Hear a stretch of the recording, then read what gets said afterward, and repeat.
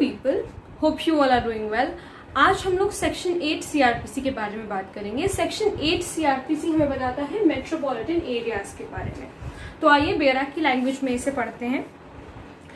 The state government metropolitan area यानी कि section 8 का सब सेक्शन 1 कहता है the state government may by notification declare that as from such date as may be specified in the notification any area in the state comprising a city or town whose population exceeds 1 million shall be a metropolitan area for the purposes of this code.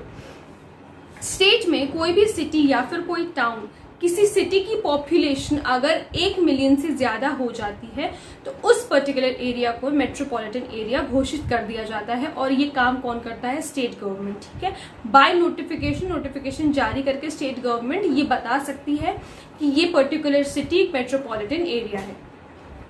फिर subsection 2 कहता है as from the commencement of this code each of the presidency towns of Bombay, Calcutta and Madras and the city of Ahmedabad shall be deemed to be declared under subsection 1 to be a metropolitan area.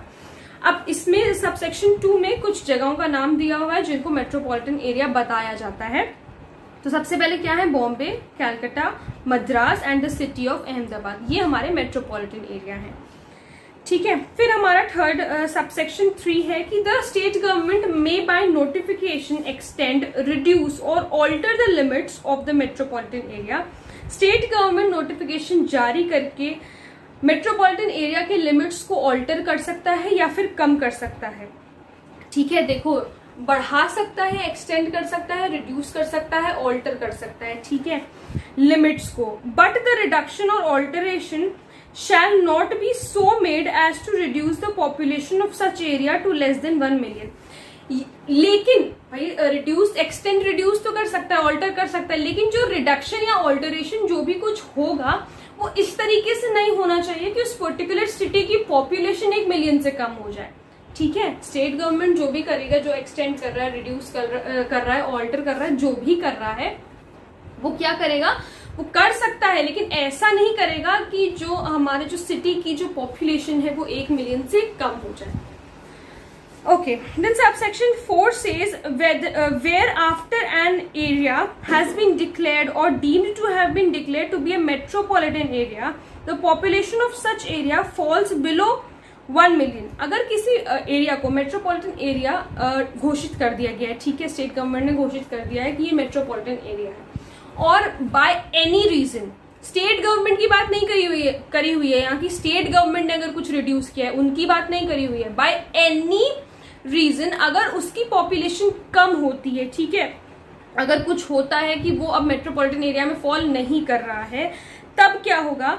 Such area shall on and from such date as the state government may by notification specify in this behalf cease to be a metropolitan area.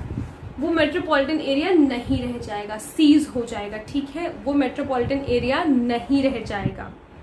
किसी भी वजह से अगर उसकी population कम होती है तो उसको स्टेट गवर्नमेंट बता देगी कि ये अब मेट्रोपॉलिटन एरिया नहीं रह गया है.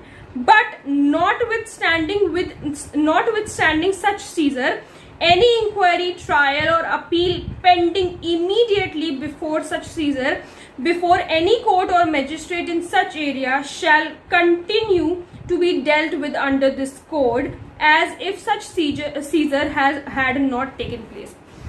अगर वो मेट्रोपॉलिटन एरिया मेट्रोपॉलिटन नहीं रह गया है, ठीक है, मेट्रोपॉलिटन एरिया नहीं रह गया है, तो भी उसमें जो भी कार्रवाई, जो भी इंक्वायरी, जो भी ट्रायल उस एरिया में चल रही थी, उस एरिया की कोर्ट में चल रही थी, वो उसी तरीके से ही चलेगी जैसे कि वो मेट्रोपॉलिटन एरिया ही है.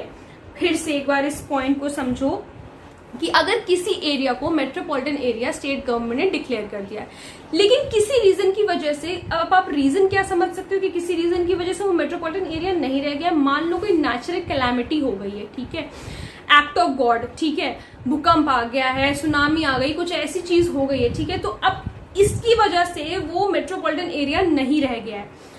तो स्टेट गवर्नमेंट क्या करेगी? स्टेट गवर्नमेंट बता देगी कि ये अब मेट्रोपॉलिटन एरिया नहीं रह गया है. पहली बात इसने ये कही है, ठीक है। जो पहले मेट्रोपॉलिटन एरिया था, अब वो किसी नेशनल क्लैमिटी की वजह से मेट्रोपॉलिटन एरिया नहीं रह गया है। ये बात स्टेट गवर्नमेंट बता देगी, ठीक है। स्टेट गवर्नमेंट बाय नोटिफिकेशन बता देगी that this is no more a metropolitan area. इतनी बात समझ में आ गई। और इसमें अब क्या होगा, इस सीजर का जो कुछ भी ये हुआ है, ये इट हैज सीज्ड ना, इट हैज सीज्ड, ये जो कुछ भी हुआ है इस सीजर का असर नहीं पड़ेगा कोई भी इंक्वायरी या ट्रायल जो एज अ मेट्रोपॉलिटन एरिया चल रही थी वहां पर, वो वैसे ही चलेगी। इंक्वायरी या फिर ट्रायल पे उसका कोई असर नहीं पड़ेगा, ठीक है।